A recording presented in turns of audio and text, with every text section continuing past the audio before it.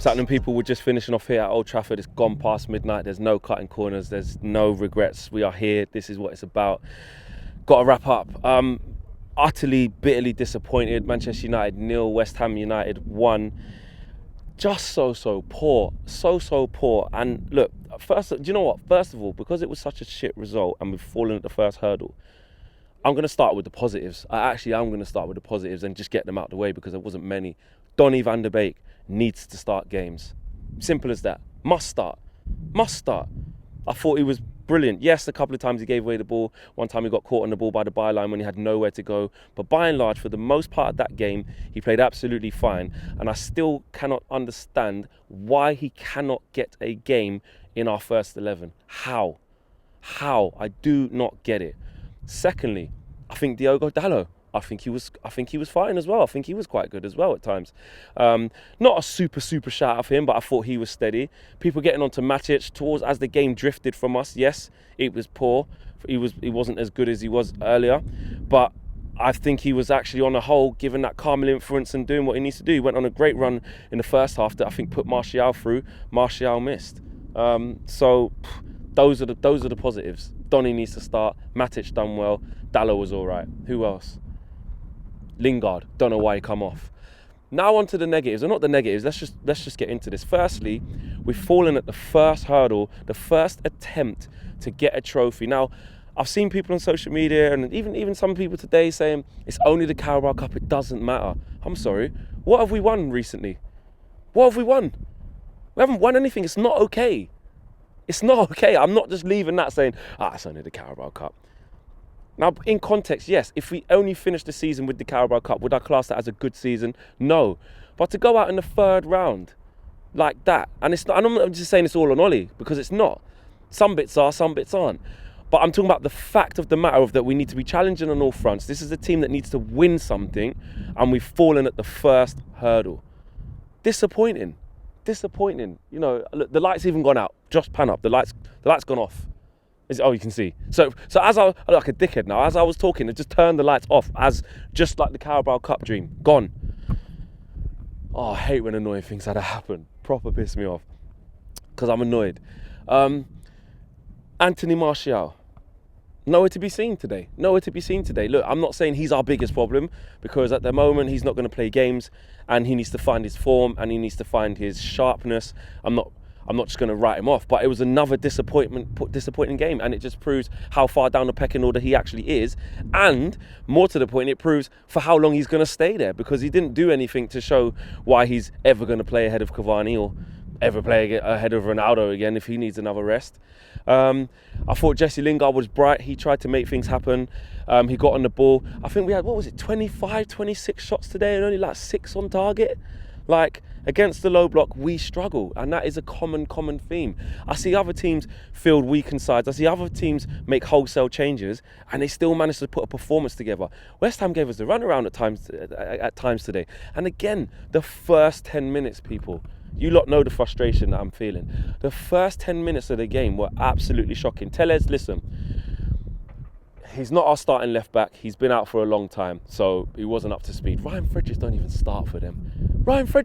He don't even start for them. Kufal's their starting right back. So it was our second right back, our second fullback against their second fullback.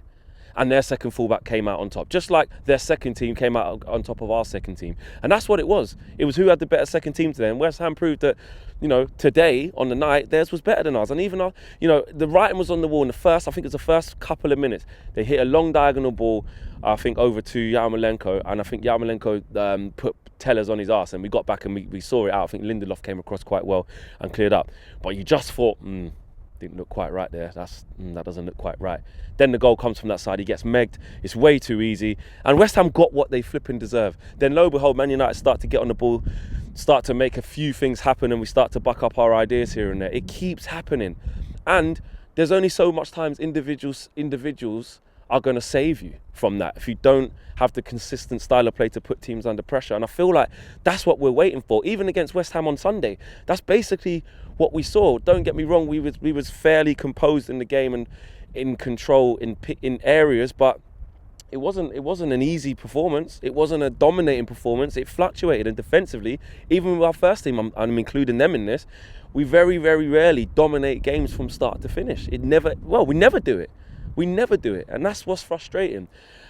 Look, I'm going to hold my hands up as well. I said we should make loads of changes. I predicted about 9. Ollie went with 11. So it's not much difference. And to be fair, big up to KG, because on the show he said, what, you want us to make all them changes and lose the game? Now, I know on a different day we could have won that game, but in hindsight, maybe he did make too many changes.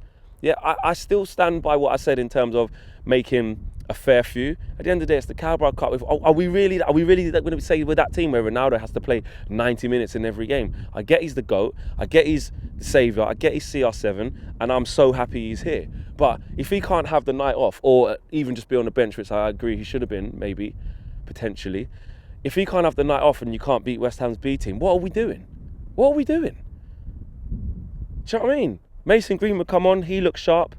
And even some of the changes that I don't understand why Jesse Lingard came off. Lingard was playing fine. Why did he come off? I don't get it. Alanga comes on at, left wing back? It's just puzzling, absolutely puzzling, and it's frustrating.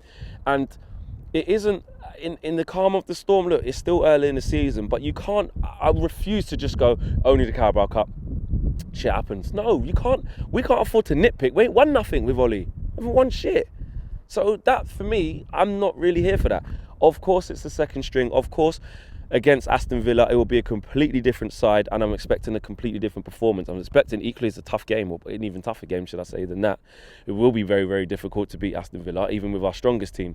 But that type of performance was just, it was so typical of us. Not being able to break them down, not having too many clear-cut chances. I mean, the only clear-cut chances I would say was Martial's in the first half where he's got to score, and the Mason Greenwood one where as soon as he came on. Other than that, Jesse shoots from outside the box, and I would say, okay, Mata hit the bar. So there's four chances there. So on another day, that is one of the not so negative points, is that on a different day we do probably score, but it's just not good enough. It just wasn't good enough. I thought Eric Bailly was shaky at times. Between him and Lindelof, you're never going to get that commanding performance, especially in the air. And they're only up against CARABAO, but I don't think those two done particularly well as a pair. But Lindelof did. I think Lindelof did better than out of the two. But again, we changed the whole back four. Henderson kept us in the game late on. He made 2 fantastic saves. And it was just a really disappointing day at the office. I'm not in the camp of it's only the Carabao Cup and I don't care. I do care. Not because it's the be-all and end-all, but because we can't afford to be picky, guys. I cannot believe it's the 3rd round and we've just not thrown it away, but because the players had to do better than that. I get why Ollie made changes. It's the Carabao Cup, you should be able to make changes, especially with the depth, but it just wasn't good enough. And like I said at the top of this review, guys, we could have played a whole nother 90 minutes and not scored. It just wasn't going to happen today. Jadon Sancho, huffing and puffing, getting into some good positions. And remember, I said, and a lot of you guys said no flex to me. I did it on the show, and I was like, when Jadon is acclimatizing, he's going to have to change his game. I believe he's going to have to put intensity into his runs. He's going to have to want to stretch the play that way. And when I say that way, I mean going towards the opposition goal. Everything can't be at feet. Do I think he's going to learn that? Do I think he's going to be fine? Yes, I do. But it's just an observation. He will get there. But the way that Sancho's been playing at Dortmund, the way he's been playing in that league, is completely different. I said it, the best wingers in this league, or not even just the best, just effective wingers in this league, yeah, they have intense runs and they run the way that the play's facing, in behind oppositions to stretch him. I think if he can add that into his game, with what he's already got, which is neat and tidy feet and playing around corners, he'll be absolutely fine. There were some moments, and this is what we're getting with Jadon at the moment, which is only 6 games in, and this is why people writing him off. I don't understand, but it's just an observation. There were certain times where he'd drop a shoulder, he'd quickly get out of a situation, he'll lay it off to someone. He's not tearing up trees, but there's little glimpses. So I'm happy with that in terms of Ollie just needs to keep playing him. But the biggest thing now, I said it yesterday or whatever show it was, a few shows ago with the Martial situation, guys, I'm going to leave you with that. I don't see how and when he gets back into this team. And that's not just based off of today. Like I said, he's third choice number 9. If Cavani's fit today, he probably plays ahead of him. He's probably 4th or 5th choice left winger behind Rashford, behind Lingard, behind Sancho. So he's fourth. So there you go. At the end of the day, that's where we're at. We roll on against Aston Villa on the weekend. It's going to be extremely difficult. But the first team will be back. Ronaldo will be back. I'm expecting a much better performance, and for us to hopefully go and win that game. But today, bitterly disappointed. Yes, the Ollie out. It's going to happen. It's going to happen. And I understand why people have genuine concerns as to us winning something with Ollie, because the track record speaks for itself. Like, we keep failing, but hopefully we can pick it back up. Smash a like on the video, subscribe if you're new. I'm out of here. Look, the lights are off. Do you know what? It is quite nice to be here when it's just silent like this. It just makes you kind of take in what an amazing stadium we have and what history we have, and you just kind of get that feeling. But when you lose and it's bad, you know what I mean? But we have to bounce back. It happened against Young Boys. You know, you bounce back really quickly, and thank God there's a game in 2 days' time. Peace.